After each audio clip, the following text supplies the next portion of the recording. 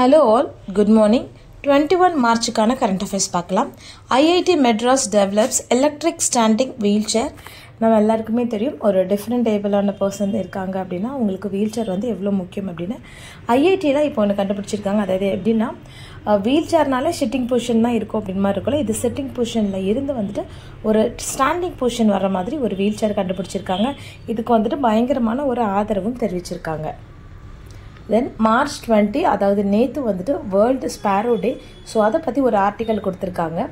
ஆக்சுவலாக தமிழ்நாட்டில் இந்த சிட்டுக்குருவிகளை காப்பதற்குன்னு நிறைய தன்னார்வலர்கள் இருக்காங்க இல்லையா, அதில் Srinivasan service trust, Sundaram Clayton limited இவங்க ரெண்டு பேரும் இணைந்து 200க்கும் அதிகமான வில்லேஜஸில் வந்துட்டு தமிழ்நாடு, கர்நாடகா, ஆந்திர பிரதேஷ், மகாராஷ்டிராலலாம் வந்துட்டு 200க்கும் அதிகமான கிராமங்களில் வந்துட்டு இந்த சிட்டுக்குருவிகளை பாதுகாக்கிறதுக்காக அந்த நடவடிக்கைகள் எல்லாமே முன்னெடுத்துட்டு இருக்காங்க. தென் கூடுகள் அப்படின்னு ஒரு அமைப்புங்க, இதை நெஸ்ட் அப்படின்னு சொல்கிறாங்க, network for environment sustainability trust. இதுதான் இந்த நெஸ்ட்டோட ஃபுல் ஃபார்ம். ஸோ கூடுகள் நெஸ்ட் வந்துட்டு ஒரு கருத்து கணிப்பு விட்டுருக்காங்க. இவங்க அதாவது நம்மளோட தமிழ்நாட்டில் 15% வந்து சிட்டுக்குருவியோட பாப்புலேஷன் வந்து கடந்த ஒரு 4 வருடங்களாக வந்து அதிகரிச்சிருக்கு அப்படின்னு சொல்லியிருக்காங்க. குறிப்பாக வட சென்னையில் அதிகமாக இருக்குது அப்படின்னு சொல்லியிருக்காங்க. வட சென்னை மட்டும் கிடையாது, தண்டியார்பேட்டை, கோடம்பாக்கம் இந்த இடத்துலையும் வந்துட்டு அதிகமாக இருக்குது அப்படின்னு சொல்லியிருக்காங்க. 700 அதாவது 700 இந்த நெஸ்ட் சிட்டுக்குருவிகளுக்கு அப்படின்னு ஒரு தனியாக ஒரு கூடு இருக்கும்ல, அந்த கூடு வந்துட்டு தயாரிப்பதற்கும் தென் அதில் வந்துட்டு 200 மாணவர்களை வந்துட்டு இவங்க தன்னார்வர்களை ஊக்குவித்து அதில் ஈடுபடுத்தியும் இருக்காங்க. தென் March 21 இன்று வந்து உலக வன நாள், இன்டர்நேஷ்னல் ஃபாரஸ்ட் டே அப்படின்னு சொல்கிறாங்க. ஸோ இதில் என்ன சொல்லியிருக்காங்கன்னா, இதில் இன்னைக்கு ஒரு ஆர்டிக்கல் கொடுத்துருக்காங்க, தினமணியில் கொடுத்துருக்காங்க. இந்த ஆர்டிக்கல் நன்கு வளர்ந்த ஒரு மரம் வந்துட்டு ஓராண்டுக்கு 117 அளவுக்கு வந்துட்டு ஆக்சிஜன் கொடுக்குது அப்படின்னு சொல்லியிருக்காங்க. அதே மாதிரி நன்கு வளர்ந்த 2 மரங்கள் வந்து ஒரு குடும்பத்தின் ஒட்டுமொத்த ஆக்சிஜன் தேவையும் வந்துட்டு பூர்த்தி செய்யும் அப்படின்னு எடுத்திருக்காங்க. ஸோ நம்ம வந்துட்டு மெயின்ஸ் எழுதும் போது என்விரான்மெண்ட்டில் ஏதாவது ஒரு ஃபாரஸ்ட்டை பற்றியோ இல்லை ஒரு ட்ரீ பற்றியோ டிஃபாரஸ்டேஷன் இந்த மாதிரி ஏஃபாரஸ்டேஷன் இதை பற்றி கேள்வி கேட்கும்போது இந்த மாதிரியெல்லாம் எழுதலாம். தென் சங்க காலத்தில் இருந்து இந்த மரங்களோட நம்மளோட பிணைப்பையும் வச்சு எழுதியிருக்காங்க. ஃபர்ஸ்ட் என்ன சொல்லியிருக்காங்கன்னா, இந்த அரச மரத்தை சுத்தினா வந்துட்டு குழந்தை பாக்கியம் கிடைக்கும் அப்படின்னு சொல்லிட்டு முன்னாடி ஒரு பழங்காலத்துலலாம் ஒரு வளமை இருந்தது இல்லையா, அது என்ன சொல்லியிருக்காங்கன்னா, அரச மரம் வந்து அதிகமாக செரிட்டோன் அப்படிங்கிற ஒரு வாயு வந்து வெளியிடுது. இந்த வாயு வந்து வயிற்றில் உள்ள கருவை காப்பதற்கு உதவி செய்கிறது. ஸோ அந்த காலத்துலேயே வந்துட்டு அறிவியல் பூர்வமாக யோசிச்சிருக்காங்க அப்படின்னு சொல்லியிருக்காங்க. இது போக என்னென்ன மரங்கள்லாம் சொல்லியிருக்காங்க அப்படின்னா, தாய் தெய்வ வழிபாடு பற்றி சொல்லியிருக்காங்க. ஸோ அதில் வந்து அரச மரமும் வேப்ப மரமும் வந்துடும். தென் இன்னொன்று என்ன சொல்லியிருக்காங்கன்னா, திருவள்ளுவர் வந்துட்டு பனை மரத்தை அடிக்கடி ஒப்பிட்டுள்ளார் அப்படின்னு சொல்லிட்டு நஞ்சியில் கூட சொல்லியிருப்பார் இல்லை, செய்த உதவி அந்த உதவியில் சொல்லியிருப்பார் இல்லையா, செய்த உதவி வந்து திணை மாதிரி ஆனாலும் அது காலத்தினால் செய்யும் போது பனை அளவுக்கு ரொம்ப பெருசாக இருந்ததுன்னு சொல்லிட்டு ஸோ பனை மரத்தை சொல்லியிருக்காரு. தென் சங்க இலக்கியில் பார்த்தீங்கன்னா ஒரு புன்னை மரத்தை வந்துட்டு ஒரு லேடி வளர்த்துட்டு இருப்பாங்க.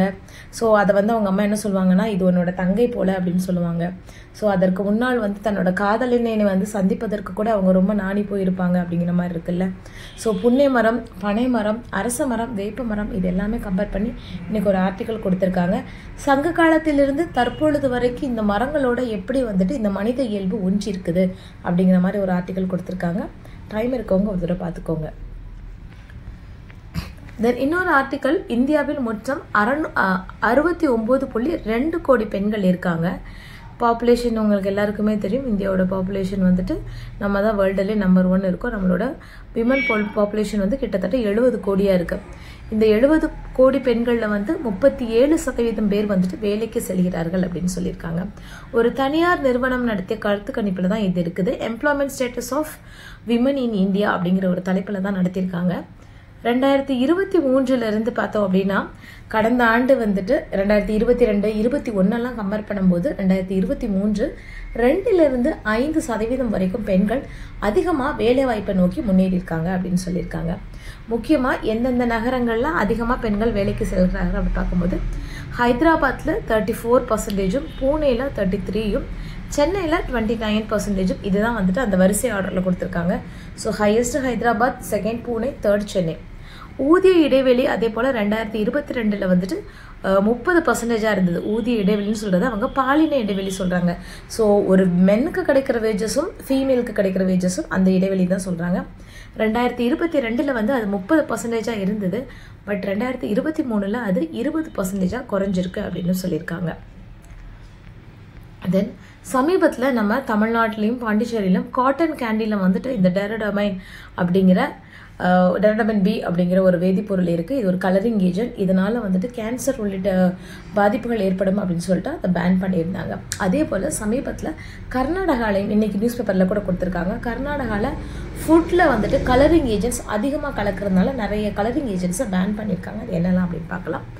சன்செட் எல்லோ, டார்டரைசின், தென் டெரடமைன் பி, இது எல்லாமே வந்துட்டு காட்டன் கேண்டி பஞ்சு முட்டாயில் இருக்குன்னு சொல்லிட்டு ஸோ கலரிங் ஏஜெண்ட்டை பேன் பண்ணியிருக்காங்க. தென் டாரசைன், சன்செட் எல்லோ, காஸ்மோசைன், இது எல்லாமே இதில் இருக்குது அப்படின்னா கோபி 65ன்னு சொல்லிட்டு நம்ம சாப்பிடுவோம், இல்லை கோபி மஞ்சூரியன் சொல்லிட்டு சாப்பிடுவோம் இல்லையா, அதில் வந்துட்டு அந்த கலர் கொடுக்கறதுக்காக இந்த கலரிங் ஏஜெண்ட்டை யூஸ் பண்ணுறாங்க.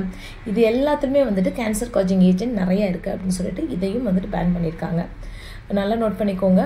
ஃபுட்டை பேன் பண்ணலை, ஃபுட்டில் யூஸ் பண்ணுற கலரிங் ஏஜெண்ட்டை தான் பேன் பண்ணியிருக்காங்க. ஸோ காட்டன் கேண்டி ஒயிட்டாக இருக்கிறது வந்துட்டு பேன் பண்ணியிருக்காங்க அப்படின்னு கேட்டிங்கன்னா கிடையாது. காட்டன் கேண்டி ஒயிட் வந்துட்டு சாப்பிடலாம், தட் இஸ் சேஃப் அப்படின்னு சொல்லியிருக்காங்க. அந்த கலரிங் ஏஜெண்ட்டை தான் பேன் பண்ணியிருக்காங்க. தென் இது எல்லாமே எந்த ஆக்ட் கீழே வருது அப்படின்னா food safety and standard act 2006க்கு கீழே, ரூல் 16க்கு கீழே இதெல்லாமே வருது. அதே மாதிரி ஃபுட் சேஃப்டி அண்ட் அடிட்டிவ்ஸ், நம்ம என்ன கலரிங் ஏஜென்ட்லாம் ஆட் பண்ணுறோம் இல்லையா, அந்த அடிட்டிவ் ஆக்ட்ஸ் 2011க்கு கீழேயும் இதெல்லாம் வருது. இதன்படி என்ன சொல்கிறாங்கன்னா என்னென்ன ஃபுட் கலர்ஸை யூஸ் பண்ணணும், என்னென்ன ஃபுட் அடிட்டிவ்ஸை யூஸ் பண்ணணும், இஃப் இன்கேஸ் அது எந்த அளவுக்கு யூஸ் பண்ணணும் அப்படிங்கிற எல்லா மென்ஷனும் இருக்குது. நம்ம ஒரு பொருள் வாங்கினோம்னா அதை திருப்பி பார்த்தாலே அதில் போட்டிருப்பாங்க ப்ரிஸ்கிரைப்டு அடிட்டிவ்ஸ் இல்லை ஃப்ளேவர்டு அடிட்டிவ்ஸ் அப்படின்னு சொல்லி நம்பர் மட்டும் தான் போட்டிருப்பாங்க. பட் நம்மளுக்கு அது கெமிக்கல் காம்பவுண்ட் என்ன அப்படின்னு தெரியாது. அந்த கெமிக்கல் காம்பவுண்ட் தான் இதெல்லாமே கொடுத்துருக்காங்க. பட் இதெல்லாமே ப்ரிஸ்கிரைப் பண்ணுற லெவலுக்கு உள்ளே இருந்ததுன்னா பிரச்சனை கிடையாது. அதுக்கு மேலேயும் இருந்ததுன்னா அந்த பொருட்களை சீஸ் பண்ணுவாங்க, இல்லை அந்த கடை மேலே வந்துட்டு நடவடிக்கை எடுப்பாங்க. இது எல்லாமே ஃபுட் அடிட்டிவ்ஸ் ஆக்ட் 2011க்கு கீழே வருது அப்படின்னு சொல்லியிருக்காங்க. இது தவிர கரண்ட் அஃபேர்ஸில் என்னெல்லாம் இருக்குது அப்படின்னா லோக்சபா எலெக்ஷன் இருக்குது. ஸோ எலெக்ஷன் மேனிஃபெஸ்டோ எல்லா கட்சிகளும் நிறைய சொல்லிட்டு இருக்காங்க. அதையும் கொஞ்சம் பார்த்து வச்சுக்கோங்க. அது போக நம்ம நேற்றே சொல்லியிருந்தோம், மாற்றுத்திறனாளிகளுக்கும் 85 வயதை தாண்டிய முதியோர்களுக்கும் வந்துட்டு வாக்குச்சாவடிகளுக்கு செல்லாமல் வீட்டிலேயே இருந்து ஓட்டு போடுற மாதிரி ஒரு வசதி கொண்டு வராங்க அப்படின்னு சொல்லியிருந்தோம் இல்லையா. இது எதற்கு கீழே வருதுன்னா ஃபார்ம் 12Dக்கு கீழே வருது. ஸோ டிசபிலிட்டிஸ் 40%க்கு மேலே இருக்கிறவங்க, சீனியர் சிட்டிசன் 85 இயர்ஸ்க்கு மேலே இருக்கிறவங்க வந்துட்டு இந்த ஃபார்ம் 12Dயை ஃபில் பண்ணிவிட்டு இந்த மார்ச் 25க்குள்ளே கொடுத்துருந்தோன்னா நம்ம வந்து வாக்குச்சாவடிகளுக்கு போய் எல்லாரும் மாதிரி க்யூவில் நிற்கணும்னு அவசியம் கிடையாது. வீட்டிலேருந்தே உங்களோட ஓட்டை வந்து பதிவு செய்யலாம் அப்படின்னு சொல்லியிருக்காங்க. தென் இப்போ தேர்தல் நடைமுறைகள் வந்து அது என்ன சொல்கிறது நடைமுறையில் இருக்குது. அப்போ வந்து என்ன சொல்லியிருக்காங்கன்னா லோக்சபாவில் எலெக்ஷனுக்காக தேர்தல் பார்வையாளர்கள் அப்படின்னு சொல்லிட்டு ஒருத்தங்களை நியமனம் பண்ணியிருக்காங்க. சென்னைக்கு மட்டும் 6 பேர் என்னவோ நியமனம் பண்ணியிருக்காங்க. ஸோ இந்த தேர்தல் பார்வையாளர்கள்லாம் யார், இவங்களோட ரோல்ஸ் என்ன, ரெஸ்பான்சிபிலிட்டி என்ன அப்படிங்கிறது ஒரு தடவை பார்த்து வச்சுக்கோங்க. தேங்க்யூ.